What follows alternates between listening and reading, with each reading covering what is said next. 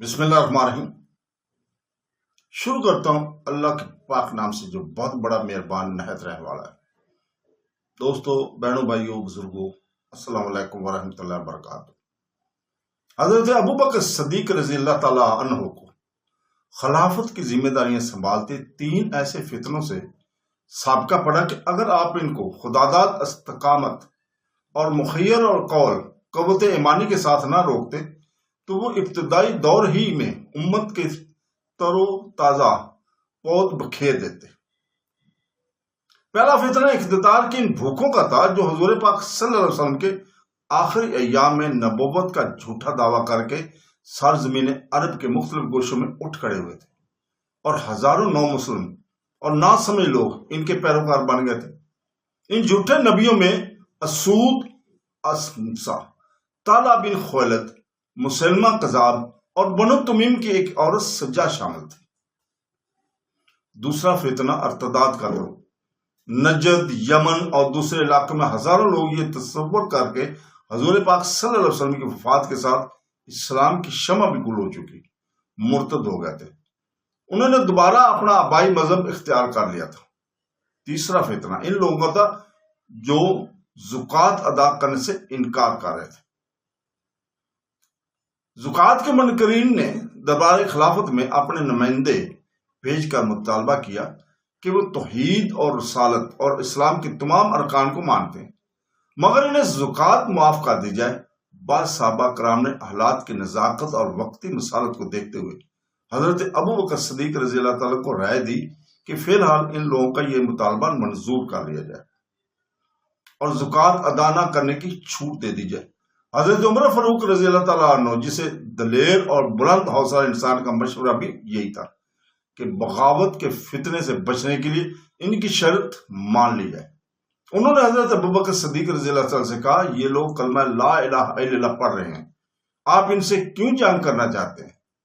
لیکن حضرت ابوبکر صدیق رضی اللہ تعالیٰ عنہ سیاسی مصالحتوں اور وقتی ضرورتوں کو نظر انداز کرتے ہوئے اسلام کو اصلی شکل میں باقی رکھنے کا عزم کیے ہوئے تھے۔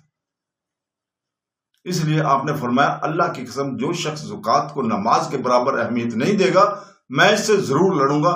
حضور پاک صلی اللہ علیہ وسلم کے زمانے میں جو لوگ زکوٰۃ میں بکری کا ایک بچہ بھی دیتے تھے، اگر آج اس کی ادائیگی روکیں گے تو میں اس سے بزور شمشیر لے کر آؤں گا۔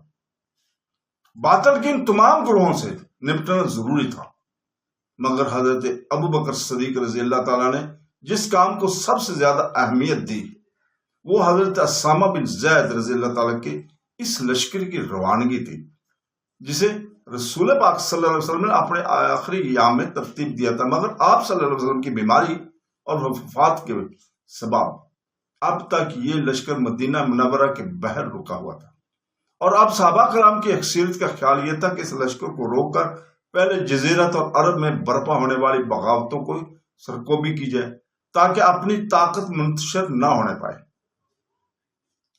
اس چوطرفہ آزمائش میں حضرت ابوبکر صدیق ہی کا حوصلہ تھا جو نبوت کے معیار سیاست کو باقی رکھ سکے۔ انہوں نے توکل اور تدبیر کا ایسا امتیاز پیش کیا کہ مسلمان حالات کے ان سخت ترین طوفانوں سے بخریت گزر گئے اور دین اور شریعت کے کسی رکن میں معمولی رکھنا آنے کی نوبت بھی نہ آئی۔ اگر حضرت ابوبکر صدیق رضی اللہ تعالیٰ اس وقت دینی صلابت اور ایمانی استقامت میں ذرا بھی ضعف کا مظاہرہ کرتے تو اسلام کا ایک عملی دین اور ابدی نظام حیات کی سطح سے گر کر ایک فلسفہ بن کر رہ جاتا یا محض عبادات کا ایک ذاتی نظام اوقات تصور کیا جاتا۔ اس وقت سے یہ فرض کر لیا جاتا کہ یہ دین بھی حکومت سیاست کے امور کے ساتھ دینے سے قاصر ہے۔ بس چلتی پھرتی زندگی کے معاملات کو شریع سے آزاد عقل اور تجربے ہی کے تحت حل کرنا چاہیے، مگر حضرت ابوبکر صدیق رضی اللہ تعالیٰ کی بصیرت اور بالغ نظری نے اس خطرے کو بھانپا اور اس کا بروقت تدارک بھی کیا۔ حضرت اسامہ بن زید رضی اللہ تعالیٰ عنہ کے لشکر کی روانگی کا معاملہ سامنے آیا تو حضرت عمر رضی اللہ تعالیٰ عنہ، حضرت عثمان، حضرت سعد بن ابی وقاص اور حضرت سعد بن زید جیسے اکابر آپ کی خدمت میں حاضر ہونے ہوئے اور ان کی روانگی مؤخر کرنے کا مشورہ دیتے ہوئے کہا، عرب میں ہر طرف بغاوت پھیل چکی ہے، اس لشکر کو شام بھیجنے کا کوئی فائدہ نہیں، اسے مرتدین کے خلاف روانہ کیجیے، اس لشکر کی عدم موجودگی میں مدینہ محفوظ نہیں رہے گا، یہاں ہمارے بچے اور خواتین ہیں، آپ رومیوں سے جہاد کو اس وقت تک ملتوی رکھیں جب تک مرتدین کا معاملہ نپٹ نہ جائے۔ حضرت ابوبکر صدیق رضی اللہ تعالی عنہ نے ان کی باتیں بوجھل طبیعت کے ساتھ سنی اور پھر گویا ہو، پھر کہا، مزید کچھ کہنا ہے؟ وہ بولے، جی نہیں، ہم اپنی بات کہہ چکے۔ تب خلیفہ بلا فصل رضی اللہ تعالی عنہ نے فرمایا، اس ذات کی قسم جس کے قبضے میں میری جان ہے، اگر درندے مدینہ میں گھس کر مجھے کھا جائے تب بھی میں اس لشکر کو ضرور بھیجوں گا۔ بھلا یہ کیسے ہو سکتا ہے کہ میں اسے روک لوں، جبکہ جناب رسول پاک صلی اللہ علیہ وسلم جن پر آسمان سے وحی نازل ہوتی تھی فرما گئے کہ اس لشکر کو روانہ کر دو۔ حضرت ابوبکر صدیق کا اٹل فیصلہ سن کر سب خاموش ہو گئے، تاہم بعض حضرات نے تجویز دی کہ اسامہ بن زید رضی اللہ تعالی عنہ کی جگہ اکابر صحابہ میں سے کسی کو امیر بنا دیا جائے۔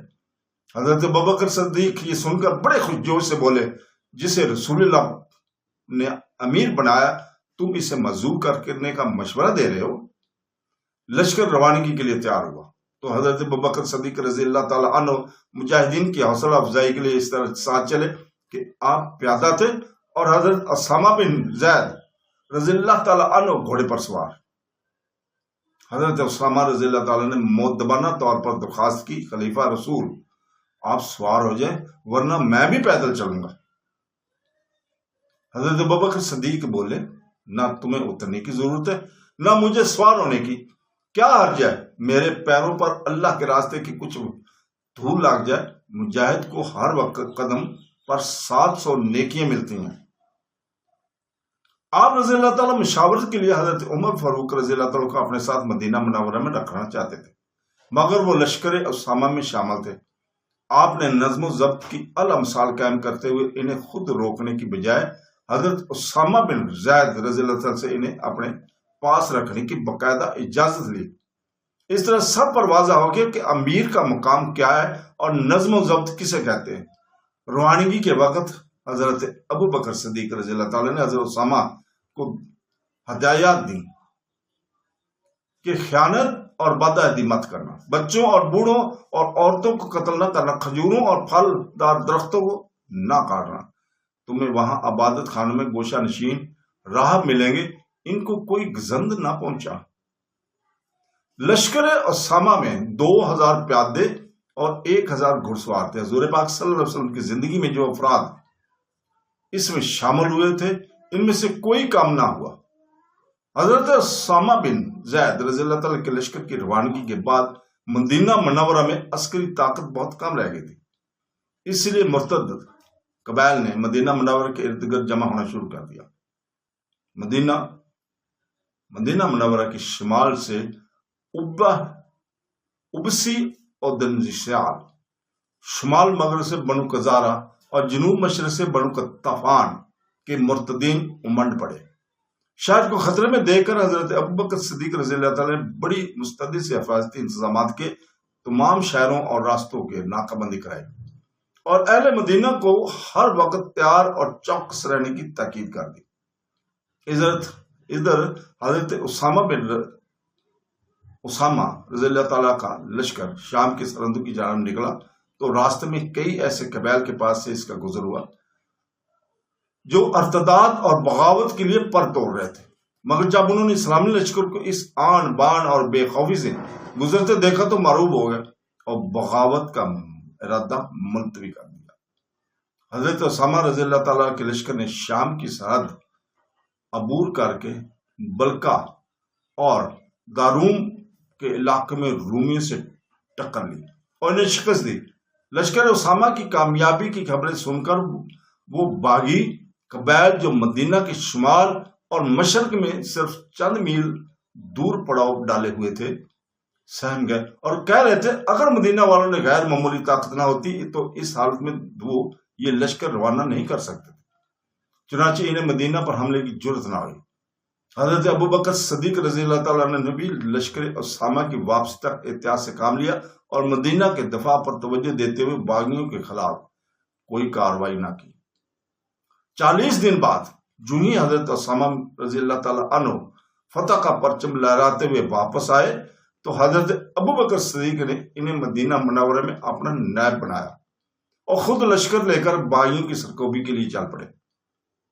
صحابہ کرام نے اصرار بھی کیا کہ آپ کا دارالخلافہ میں رہنا ضروری ہے، مگر آپ نہ رکے۔ لشکر لے کر بذات خود سپہ سالار کی ذمہ داریاں انجام دیتے ہوئے آپ نے مدینہ کی گردنواہ میں پیش قدمی کی۔ یہ جمادی الاخر کے ایام تھے۔ ابسی، زیسان، بنو امرا اور بنو کنانا کے فسادی مدینہ کے اطراف میں منڈلا رہے تھے۔ حضرت ابو بکر صدیق رضی اللہ تعالیٰ نے اچانک یلغار کی اور ایک دن صبح کا اجالا نمدار ہونے سے قبل انہیں جا لیا۔ فسادی انہیں یک سامنے پا کر دہشت زدہ ہو گئے۔ مسلمان ان پر پل پڑے۔ سورج نکلتے نکلتے حریف لاشوں کے ڈھیر چھوڑ کر فرار ہو چکے تھے۔ یہ شورش پسندوں کے خلاف پہلی فتح تھی۔ اس طرح آپ رضی اللہ تعالیٰ نے باغیوں پر اپنی ہیبت طاری کر کے انہیں منتشر کر دیا تھا۔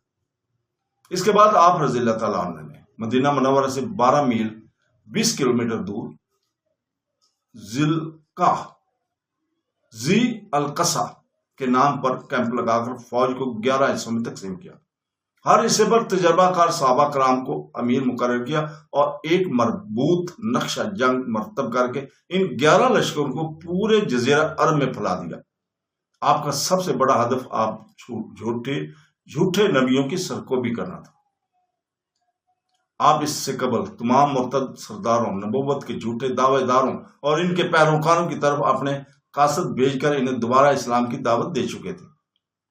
آپ کے تابعین سر توڑ کوشش کر چکے تھے کہ یہ گمراہ لوگ دوبارہ ہدایت پر آ جائیں، مگر فتنوں کی گھٹا ایسی گھنگور تھی کہ بہت کم لوگ اس دعوت کا اثر ہوا۔ چنانچہ حضرت ابو بکر صدیق رضی اللہ تعالیٰ عنہ بھی پوری قوت اور ہمت اور ایمانی جوش کے ساتھ ان کے مقابلے پر آ گئے۔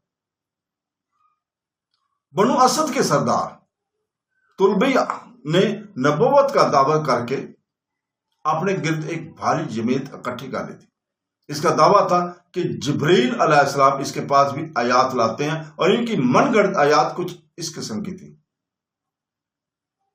جیسے جس کا ترجمہ ہے قسم ہے شہری کبوتر اور جنگلی کبوتر کی اور روزہ دار لٹورے کی، ان سب نے تم سے کئی سال پہلے روزے رکھے اور ہماری حکومت شام تک پھیل کر رہے گی۔ لوگوں کو گمراہ کرنے کے لیے وہ طرح طرح کی شبدہ بازیاں دکھاتے تھے۔ ایک بار اس نے ریگستان میں پانی کے بڑے بڑے مٹکے چھپا دیے۔ جب اس کے ساتھیوں کو پانی کی تنگی محسوس ہوئی تو بولا، گھوڑوں پر سوار ہو کر اس سمت چند میل طے کرو، پانی کے مٹکے ملیں گے۔ لوگوں کو اس جگہ پانی ملا تو اسے تعالیٰ کا معجزہ سمجھے۔ اس شبدہ بازی کے ذریعے اس نے بنو اسد، بنو غطفان اور بنوتے کو بھی اپنے ساتھ ملا لیا۔ غرض یہ ایک مہلک فتنہ تھا جس نے مدینہ منورہ کے مشرق کو گرد آلود کر کے رکھ دیا تھا۔ طلیہ کی سرکوبی کے لیے حضرت ابو بکر صدیق رضی اللہ تعالیٰ اسلام کے بہترین سالار حضرت خالد بن ولید رضی اللہ تعالیٰ عنہ کو منتخب کیا۔ اس وقت طلیہ اپنی فوج کے ساتھ بزاخہ کے مقام پر فروکش تھا۔ حضرت ابو بکر صدیق رضی اللہ تعالیٰ نے حضرت خالد بن ولید کو روانہ کرتے ہوئے ہدایت کی، پہلے قبیلہ بنو طے کے پاس جانا، پھر بزاخہ کا رخ کرنا۔ اس مہم سے فارغ ہو کر بتا میں بنو تمیم کے مالک بنو بن نویرہ کی گوشمالی کرنا اور میرا دوسرا حکم آنے تک وہیں ٹھہرنا۔ ان ہدایت میں سے ہر ایک بڑی گہری حکمت پر مبنی تھی۔ حضرت خالد بن ولید رضی اللہ تعالیٰ عنہ حکم کے مطابق متاثرہ علاقوں میں پہنچے اور سب سے پہلے بنو طے سے رابطہ کیا۔ یہ لوگ طلیہ کی حمایت کے باوجود ابھی تک اسلام پر قائم تھے۔ بنو طے کے سردار عدی بن حاتم رضی اللہ تعالیٰ سے ملاقات ہوئی تو انہوں نے مشورہ دی کہ 3 دن تک صبر کرے، اس دوران وہ اپنے قبیلے کو سمجھانے کی کوشش کریں گے۔ حضرت خالد بن ولید مان گئے۔ حضرت عدی بن حاتم کی کوشش کامیاب ہوئی اور بنو عدی کے لوگ طلیہ کا ساتھ چھوڑ کر حضرت خالد بن ولید کی فوج میں شامل ہو گئے۔ یہ حضرت ابو بکر صدیق رضی اللہ تعالیٰ کی حکمت عملی پر عمل کرنے کا نتیجہ تھا کہ لڑائی سے پہلے ہی دشمنوں کی صف میں دراڑیں پڑ گئیں اور مسلمان لشکر کی تعداد میں اضافہ ہو گیا۔ اب حضرت خالد بن ولید رضی اللہ تعالیٰ نے طلحہ کے خلاف کارروائی شروع کی۔ بزاخہ کے مقام پر دونوں فوجوں کا آمنا سامنا ہوا۔ یہ جگہ مدینہ منورہ سے کوئی 400 کلومیٹر شمال مشرق میں ہے۔ طلحہ خود ایک چادر اوڑھ کر مراقبے کی حالت میں اس طرح بیٹھ گیا جیسے اس پر وحی نازل ہونے والی ہو۔ اس کی فوج کا سپہ سالار عبیدہ بن حسن، جس کے پاس بنو فرارہ کے 700 جنگجو تھے، مسلمانوں پر حملہ ہوا۔ گمسان کی لڑائی شروع ہو گئی۔ جلد ہی انیمرا نے محسوس کر لیا کہ حضرت خالد بن ولید کو شکست دینا مشکل ہے۔ اس نے طلحہ کے پاس آ کر پوچھا، کیا جبرائیل کوئی پیغام لایا ہے؟ طلحہ کا جواب تھا، ابھی نہیں۔ لڑائی نے طول کھینچا اور اس کا کمانڈر کو کامیابی دور معلوم ہونے لگی تو پھر طلحہ کے پاس گھبرایا ہوا پھر آیا اور چلایا، تیرا باپ مرے، جبرائیل کچھ حکم لائے کہ نہیں؟ طلحہ بولا، ابھی تک تو نہیں آئے۔ عبیدہ پھر جا کر فوج کو لڑانے میں مصروف ہو گیا، مگر جب ساتھیوں کے قدم ڈگمگاتے دیکھے تو پھر دوڑا ہوا آیا اور بولا، جبرائیل آئے کہ نہیں؟ ملیہ بولا، ہاں آئے تھے۔ انبیاء نے خوش ہو کر پوچھا، کیا حکم لائے ہیں؟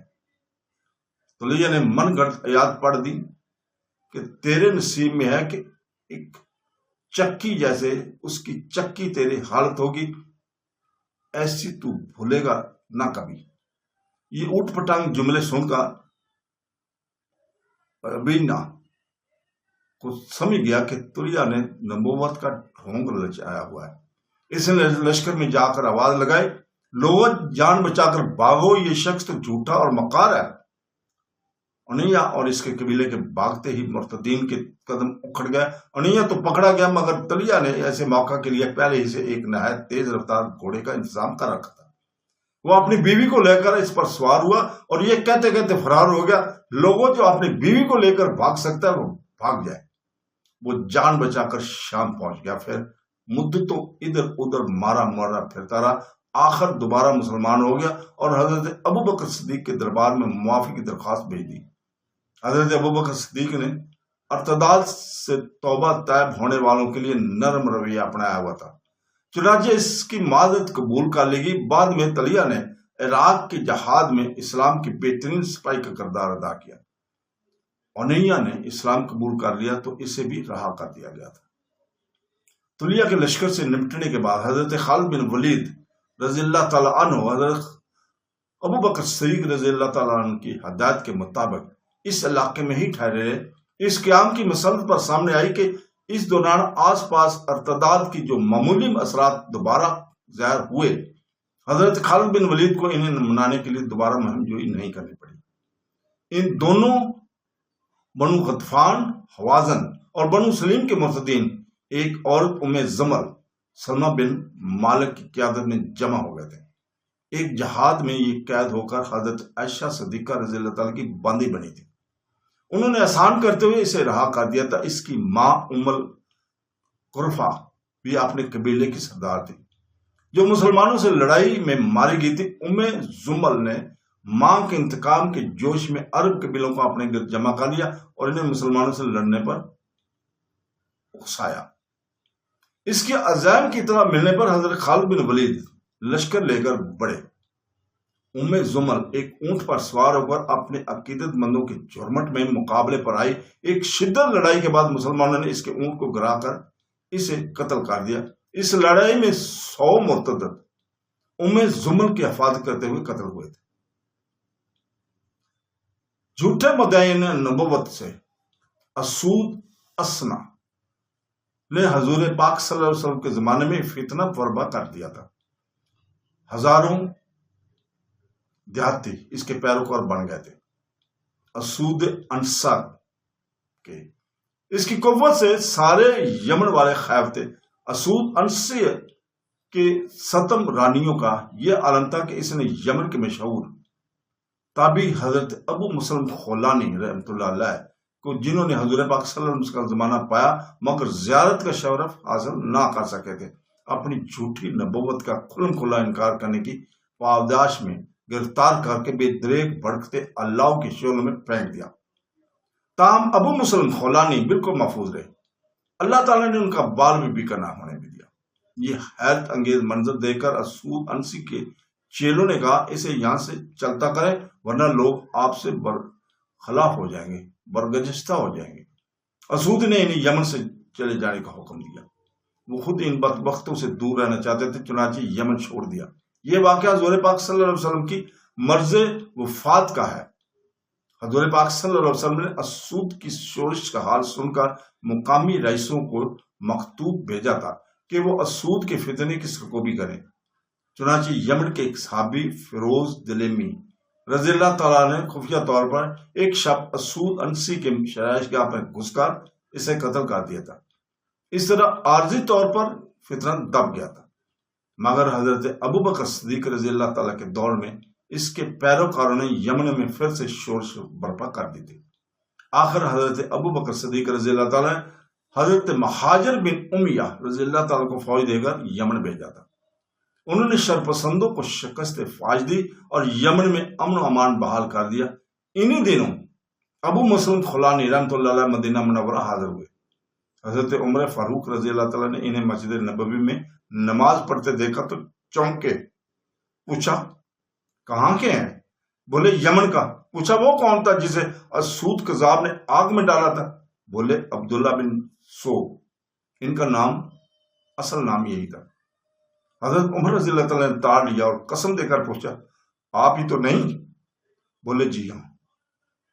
حضرت عمر رضی اللہ تعالیٰ انہیں گلے لگا کر رو دیے، پھر انہیں ساتھ لے کر حضرت ابو بکر صدیق رضی اللہ تعالیٰ کے پاس پہنچے اور ماجرا سنا اور بولے اللہ کا شکر ہے جس نے موت سے پہلے مجھے اس امت کے ایسے فرد کی زیارت کرا دی جس کے ساتھ اللہ نے حضرت ابراہیم علیہ السلام جیسا معاملہ کیا۔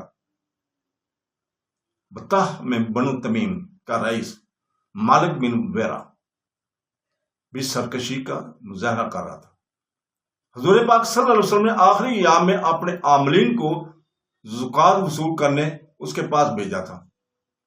اس دوران حضور پاک صلی اللہ علیہ وسلم وصال کی خبر آئی تو مالک بن نویرہ اڑ گیا کہ یہ زکات اب مدینہ نہیں بھیجی جائے گی بلکہ یہیں کے مستحقین میں خرچ کی جائے گی۔ جب رسول پاک صلی اللہ علیہ وسلم کے عاملین نے اس زکات کی رقم مدینہ منورہ بھیجنے پر اصرار کیا تو مالک بن نویرہ لڑائی پر آمادہ ہو گئے۔ انہی دنوں عراق کی سرحدی علاقے الجزیرہ سے نبوت کا دعویٰ کرنے والی عورت سجا بنت حارث وہاں پہنچ گئی۔ اس کے ساتھ اچھا خاصا جتھا تھا جن میں بنو تغلب کے عیسائی بھی شامل تھے جو مسلمانوں کے خانہ جنگی میں ایندھن ڈالنے کے لیے تیار تھے۔ سجا اس لشکر کو لے کر مدینہ پر حملہ آور ہونا چاہتی تھی۔ راستے میں اس نے بنو تمیم کو اپنے ساتھ ملانے کے لیے مالک بن نویرہ سے مذاکرات کیے۔ مالک نے اسے سمجھا کہ ابھی مدینہ پر حملہ کرنے کی بجائے اپنی طاقت بڑھانا بہتر ہے۔ سجا کو یہ مشورہ پسند ہے کیونکہ ان دونوں امامہ کے مسلمہ کذاب کی قوت کا بڑا چرچا ہو رہا تھا، اس لیے سجا اس سے مت روانہ ہوگی۔ مالک بن نویرہ یہ مشورہ دے کر پیچھے تنہا رہ گیا۔ حضرت ابو بکر صدیق رضی اللہ تعالیٰ عنہ ان حالات سے خوب واقف تھے اور حضرت خالد بن ولید کو مدینہ سے روانہ کرتے وقت بطح والوں کو بھی خبر لینے کی ہدایت دے چکے تھے۔ چنانچہ طلحہ سے نپٹنے ہی انہوں نے بطح پر یلغار کر دیا۔ مالک بن نویرہ ساتھیوں سمیت گرفتار ہو گیا۔ اس نے زکات اور کسی رکن اسلام کا انکار نہیں کیا تھا، مگر بہرحال وہ خلافت اسلامیہ کا باغی ضرور تھا۔ اس کے باوجود حضرت خالد بن ولید نے اسے قتل نہیں کرنا چاہتے تھے کیونکہ وہ ایک شریف، سخی اور بہادر انسان کے طور پر مشہور تھا، مگر قسمت کا ہونا ہو کر رہتا۔ مالک بن نویرہ گرفتاری کے بعد غلط فہمی میں ایک سپاہی کے ہاتھوں قتل ہو گیا۔ مالک کا بھائی متھن بہترین شاعر تھا، اس نے بھائی کی یاد میں شاعر بھی کہے تھے کہ ہم جزیمہ بادشاہ کے دو وزیروں کی طرح ایک مدت تک ساتھ رہے، یہاں تک کہا جانے لگا یہ دونوں کبھی جدا نہیں ہوں گے۔ ہم خیر و عافیت کی زندگی گزارتے ہیں، حالانکہ ہم سے پہلے کسرے اور طائف جیسے بادشاہوں کو بھی موت آ کر رہی۔ بس جب ہم جدا ہوئے تو ایسا لگتا کہ میں اور مالک اتنی مدت ساتھ رہ کر ایک رات بھی ساتھ بسر نہ کر سکے۔ یہ ان کے شعر کا وہ تھا۔ یہاں یہ بات ذہن نشین کر لینی چاہیے کہ مالک بن نویرہ کے قتل میں حضرت خالد بن ولید کا ہرگز کوئی کردار نہیں تھا۔ حضرت خالد بن ولید ایک رات شدید سردی کے پیش نظر قیدیوں کے بارے میں سپاہیوں کو ہدایت دیتے ہوئے کہا تھا کہ اپنے قیدیوں کو حرارت پہنچاؤ، یعنی ان کو گرم کپڑے، لحاف وغیرہ فراہم کرو۔ اس علاقے کی زبان لغت بنی کنانا میں لفظ قتل کے لیے استعمال ہوتا تھا، اس لیے بعض سپاہیوں نے غلط فہمی میں قیدیوں کو قتل کرنا شروع کر دیا۔ اس سے پہلے کہ حضرت خالد بن ولید موقع پر پہنچ کر منع کرتے، مالک بن نویرہ بھی ان سپاہیوں کے ہاتھوں مارا گیا۔ حضرت خالد بن ولید نے اس واقعے پر رنج و غم کا اظہار کرتے ہوئے کہا، جب اللہ کسی سانے کا ارادہ کر لیتا ہے تو وہ ہو کر رہتا ہے۔ حضرت خالد بن ولید نے مالک بن نویرہ کی بیوہ ام تمیم کی اشک شوئی اور کفایت کے لیے خاطر اس کی مدت گزرنے کے بعد اس سے نکاح کر لیا تھا۔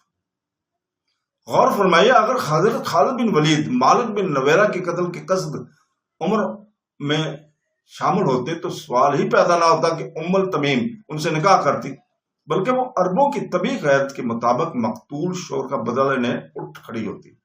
یہ بات بھی تاریخ سے ثابت ہے کہ حضرت ابوبکر صدیق رضی اللہ تعالیٰ عنہ نے حضرت خالد بن ولید کے خلاف کوئی کارروائی نہیں کی، یہاں تک کہ دیت کا بوجھ بھی ان پر نہیں ڈالا۔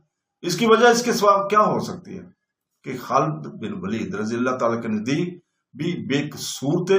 اگر واقعہ ایسے ہوتا جیسے غیر متواتر مورخین بیان کرتے ہیں، یعنی حضرت خالد بن ولید نے مالک بن نویرہ کو قتل کیا ہوتا اور پھر اس کی بیوی کو زبردستی اپنے نکاح میں داخل کیا ہوتا، تو ممکن نہ تھا کہ حضرت ابوبکر صدیق رضی اللہ تعالیٰ عنہ اس ظلم کو برداشت کر جاتے۔ تو دوستو، ہم یہیں پہ رکتے ہیں، اگلی قسط تک اللہ حافظ۔